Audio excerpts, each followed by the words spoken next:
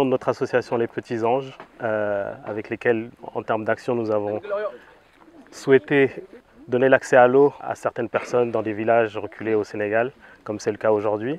On le fait aujourd'hui grâce à l'association Sakuyu, qui est aujourd'hui notre partenaire. C'est la première fois que nous participons au financement d'un puits, donc c'est important de pouvoir le faire ici au Sénégal.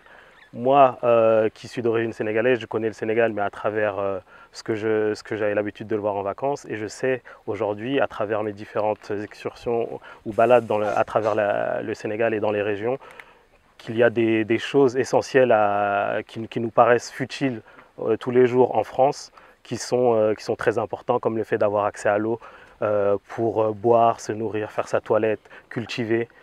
L'eau, c'est la base.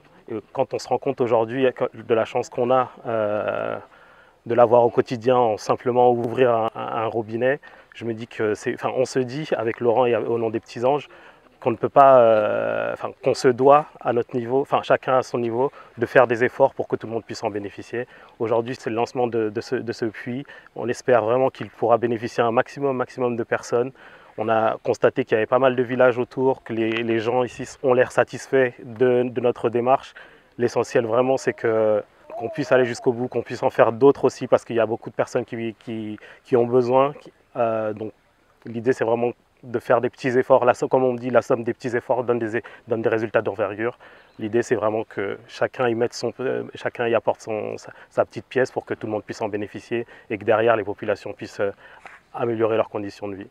ñu ngi leen di gërëm di leen sant teen nekk na loo xam ne ñëpp ñoo ko bëgg dëkk bi yàgg na di ut ndox di wax manqué woon fii root nañ fu ne ci ndox yi fii ci dex yi dañ doon naan bu njëkk gas teen mu mab chaque année mu mab dem ci ay kilomètres fii moom suñu dëkk bi dafa yàgg a manqué ndox teen bi it yàlla def ci xiwal yàlla def ci wér ak wérle yàlla def ci mujj bu rafet def fi wér ak wérle ak xiwal yu bari ñu ngi leen di gërëm di leen sant.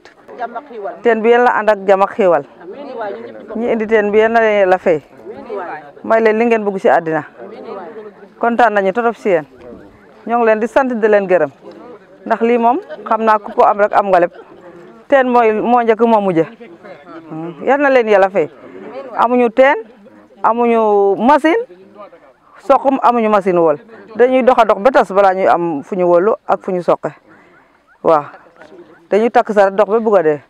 maa ngi leen di gërëm di leen sant ñi fi ñëw yal na leen yàlla def nit ñoo xam nit ñu barke waaw jërë ngeen jëf suñu peut-être bi bare kay macha allah dina neex moom dina neex. Premier projet de l'association Les Petits Anges, donc pour ce projet de puits là.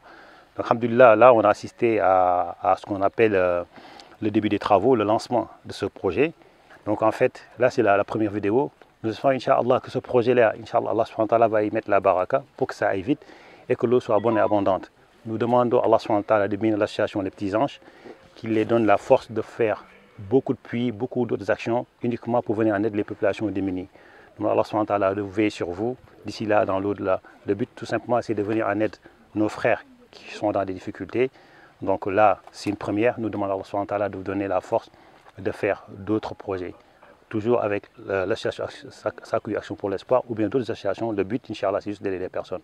Barakallah faykoum. Nous allons revenir, Inch'Allah, une fois que le puits sera terminé, pour faire l'inauguration officielle que vous pourrez suivre, Inch'Allah, à travers une autre vidéo.